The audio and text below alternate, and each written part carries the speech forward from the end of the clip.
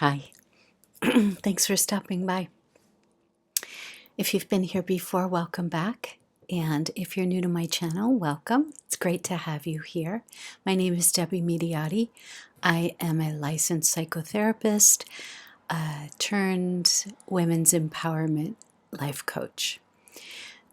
So toward that nod of life coach, I have created this series here on YouTube, going through initially here each of the major arcana of the tarot. The reason I'm doing this is because I use different modalities in my work, whether it was therapy or now coaching. And some of those modalities are astrology, my intuition and psychic abilities, and also the tarot, which I find to be a great tool for people to deepen their sense of self, deepen their intuition, deepen their self-knowledge. So I find it to be a really great tool for that reason, which is why I started this series. So we are on the third installment, if you will, although we're on card number 2, the High Priestess. So as always, I'm going to ask you to find your seat, find a moment. This next no more than 10 minutes, if you can be uninterrupted, that would be great. Take a few deep breaths, find your seat, and just sort of let go of everything you've done up until today, up until this moment, everything you have to do after this. Just kind of settle into this moment. So the High Priestess, card 2 of the major arcana. So whether you are doing a daily pull and the High Priestess just happens to pop out, or you intentionally pulled the High Priestess because you're looking for its particular guidance, and maybe you have put it on your altar or posted it up somewhere where you can see it each day to consult and check in. Both of those are beautiful ways to start to engage with the cards. So the first thing I'm going to ask is that you take a moment, look at the card, and feel into the colors that pop for you, the imagery that comes up, the symbolism, what it might mean to you. I'm also going to encourage you to get a reference book. Rachel Pollack's work is fantastic in the work of tarot. Her explanations, her historical perspective on the cards is like no other.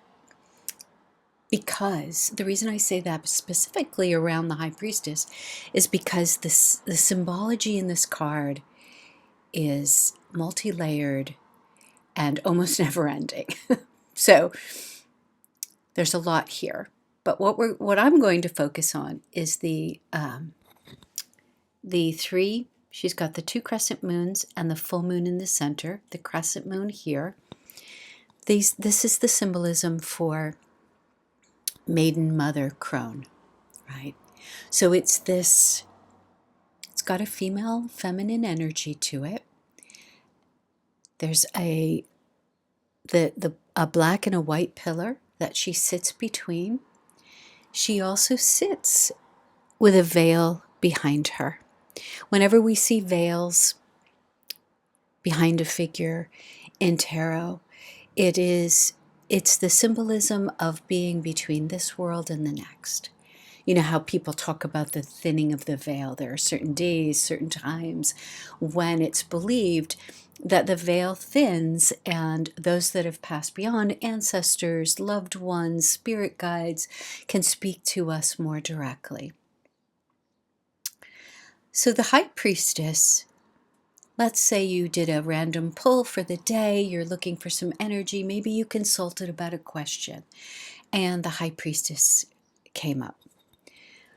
My interpretation of the High Priestess is it's a card of higher awareness. It's drawing your attention and asking you to tap into your higher self. Higher self, what does that mean exactly?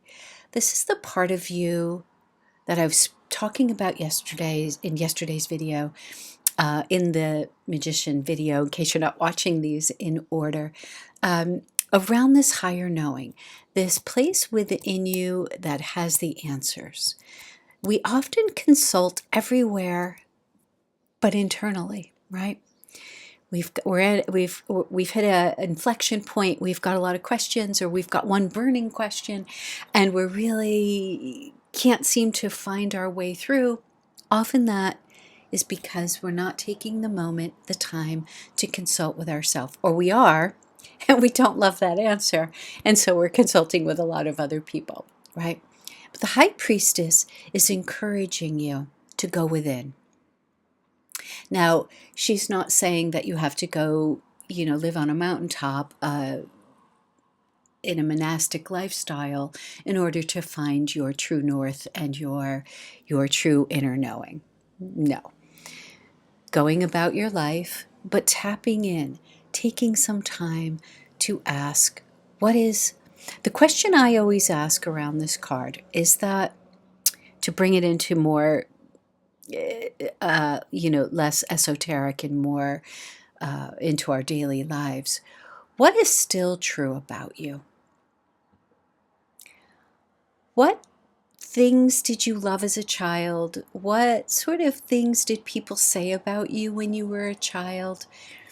Things that you might have either not understood at the time, not liked, not appreciated, not felt were true. But as you look back, it's still true about you. I know for myself, one of those things, for an example, is that I was curious about everything. I wanted to know everything.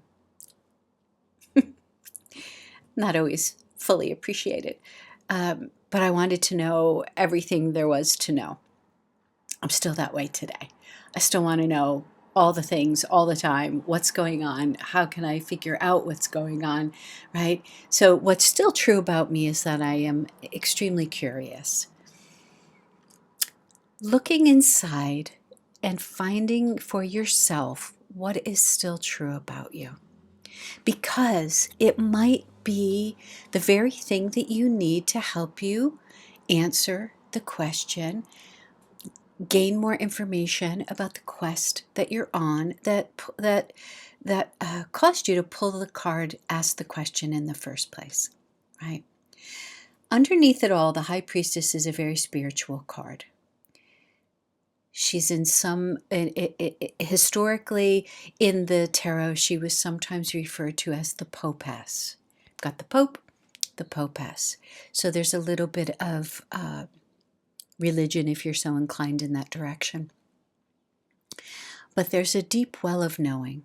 She has her gown, her robe flows like water.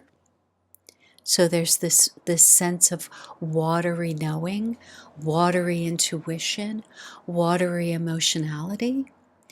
And she's between the two pillars, which begs balance.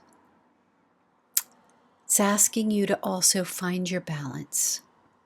Find your true north.